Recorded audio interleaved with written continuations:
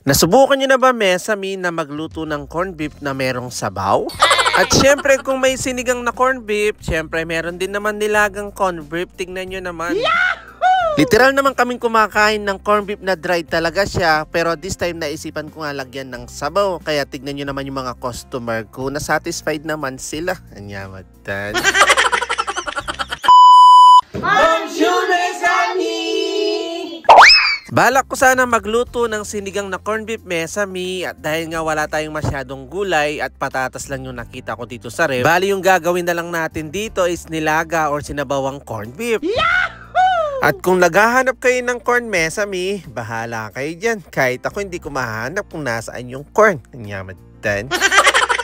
At mabilis ang transaksyon na nga, Mesami. Bali nag-isa nga lang tayo dyan ng bawang at sibuyas. Tapos sunod ko lang yung patatas. After nga maluto ng patatas is nilagay ko na kaagad yung corned beef.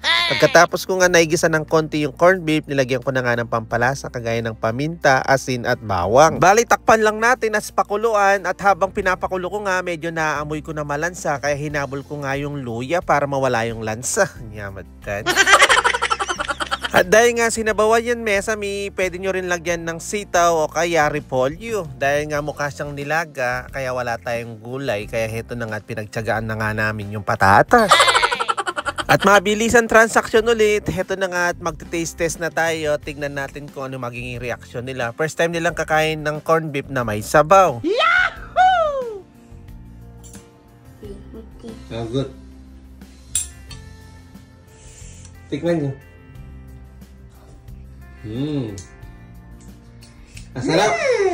Masarap po hindi? Kuya. Kuwasa. Ano yan? Baka. Baka nasa loob ng lata. Basta kumakain ng mga yan, Mesami, gusto nila lagi may sabaw. Bala mo rugo bigakla. Paninang masaboy ka kananda. Nyamatan. Nasarapan naman sila, Mesami, kaya paniguradong taob na naman yung kanin. Masarap? Ate, Mahirap. Sinato.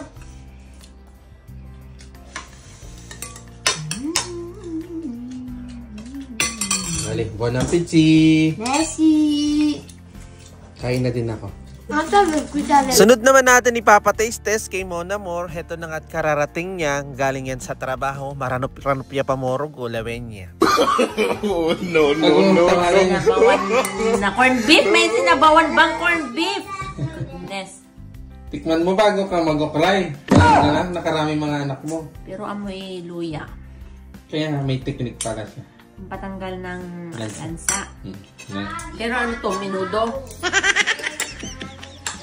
Sinabawan. May minudo?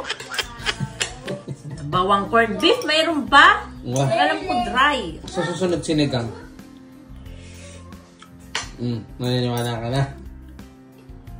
Not bad. Diba? Not bad ka na? Pinyubo na na. Malasa yung luya yung nagdala. Ano naman niya?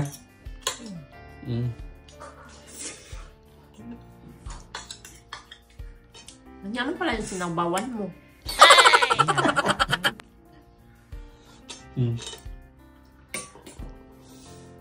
Thank you for watching! Ang gento! Ciao!